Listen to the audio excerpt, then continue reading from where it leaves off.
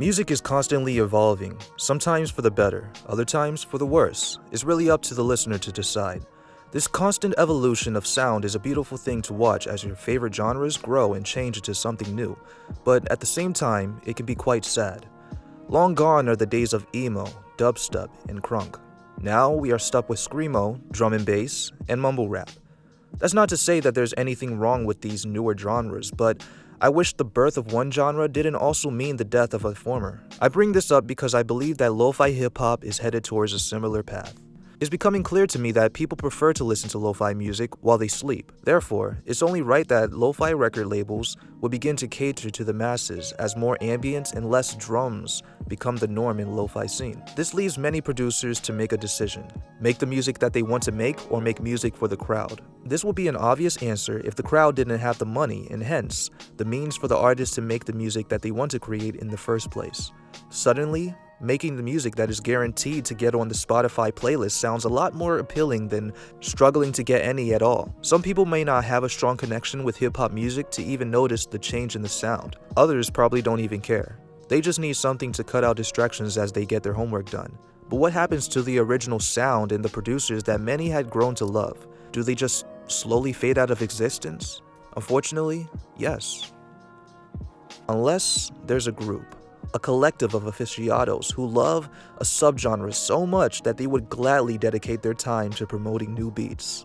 To them, it's not about keeping up with the times. In fact, it's the complete opposite. It's about preserving the past because they understand its significance. They know that it's worth cherishing. Old school lo-fi hip-hop beats are worth cherishing. All you need is someone who is willing to give you a daily supply of it. All you need is Dozer Records. Welcome back to The Sounds of Lush, the series where I talk about different things centering around the lo-fi community. Today, I'll be talking about one of the most influential record labels to the genre, Dozer Records, and how they help to bring some of the most iconic lo-fi producers to Providence. Before we get into today's topic, I wanted to share you guys some new music, old lo-fi beats that I recently discovered. I'm calling them hidden gems, some lo-fi news, and last but not least, the artist of the week. If this sounds like something you're interested in, make sure to get nice and cozy, and I'll give you a lo-fi tune for this lovely Friday afternoon. Now it's time for some lo-fi news. There's a lo-fi beat contest going on hosted by the Lo-Fi Hip Hop Reddit. The grand prize is $500. If you know anybody who may be interested, be sure to let them know. The link to more details will be in the description below. In other news, Fortnite, out of all companies, has decided to make a lo-fi playlist. Despite my personal pet peeve towards Fortnite, I thought the playlist wasn't that bad. I listened to a bit of it while I was making this essay. Flowfills will be dropping their deluxe version of their album Close Distance, which will feature 4 new bonus tracks. The deluxe version is coming June 17th. Idealism returns to the lo-fi scene after a year, with their single titled Remains. It's a nice soft track and I really like the music. Artist of the Week, Hint 1. This person is not a producer. They are actually a lo-fi rapper with a stellar flow. Now it's time for our topic of the week. Dozer is a music blog, record label, and radio station run by a group of aficionados who love chill lo-fi beats and old school hip-hop. Through their collective of diggers and producers reunited around their shared passion for hip-hop and old school beat making, Dozer has created one of the largest archives of boom bap, jazz hop, and lo-fi hip-hop music for all enthusiasts to enjoy. Located in France, the record label began in 2015 with their first post on SoundCloud of a producer named Pools and their song Coffee in the Morning. As of now, the artist currently has 38,000 followers on SoundCloud, which is amazing speaking on the fact that they've only released 10 tracks, all of which date back to 2015. I believe much of this growth can be accredited to Dozer Records. Throughout the years, the label has helped several producers gain popularity.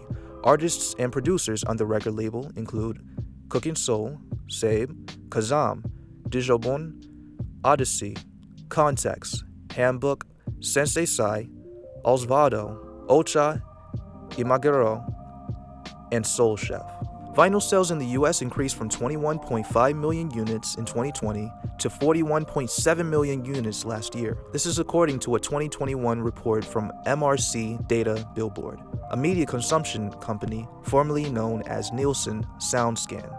More importantly, a good portion of these sales can be attributed to newer albums, rather than older resales of the Beatles, Pink Floyd, and Fleetwood Mac, along with other iconic musicians. This is great to hear. People are buying new music on vinyl. I bring this up because it's thanks to record labels like Dozer that make that possible. Throughout the years, Dozer Records has released several albums on vinyl, helping to reignite the flame of physical media. Every year for their anniversary, Dozer puts together a compilation of the best tracks from their producers. Here's the second hint to the Artist of the Week. This rapper retired in 2018, but not without leaving us the insight of what rap music can bring to lo-fi hip-hop. Now let's continue with today's topic. Thanks to Dozer and their contributions, several producers including Sabe, Philanthrope, Psalm Trees, Monica, Sensei Sai, and Kupla have all risen in popularity. This roughly took place in the year of 2017, which turned out to be a big year for the label. By then, they had already released 2 compilations, 3 albums, and 60 singles, but this was only the beginning. The following year, Dozer helped bring rising producers to the masses, some of which include Handbook, Sarcastic Sounds, Mujo, and Charlie 2 Human. For you guys who are not aware, Mujo is actually one of my favorite lo-fi producers. He was even featured on my top 5 favorites. Since what can be considered lo-fi hip-hop can be quite abstract, the sound can change drastically. After all, I stated in a previous video that lo-fi isn't really a genre to begin with. It's technically a medium. What I love about Dozer Records so much is that it is obvious that this group loved lo-fi music before it was even mainstream, before the sound was more catered to ambience, and before it was even called lo-fi music to begin with, when it still was simply known as boom bap music. As many self-proclaimed lo-fi records changed the sound, I began to feel lost.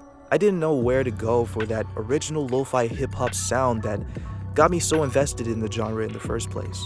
If it wasn't for Dozer, Steezy, and Inner Ocean Records pointing me in the right direction, my love for lo-fi music would have slowly faded away. I'm forever grateful to them. Here's the last hint to the Artist of the Week before I give it away. This rapper likes to consider himself somewhat of a samurai to a popular online dating site. The Artist of the Week is the lo-fi rapper Samsa. Samsa has created iconic hits like Tinder Samurai, Butterflies, and Haunting Me. Samsa is a Pakistani and Muslim, and he appreciates hip-hop for giving him the opportunity to have a voice. He has gone on to collaborate with Atlas and Young Bae, 2 very big lo-fi rappers. At the beginning of 2018, Samsa declared that they were retiring. Afterwards, the YouTuber Ambition put together a compilation of their favorite tracks from the artist. The video titled Samsa the Lyrical Genius has over 1 million views. Since then, not much has been heard about Samsa, but I can only assume that he's doing well. I hope you guys enjoyed this episode of The Sounds of Lush. I hope you guys have a great weekend, and I'll see you guys next time.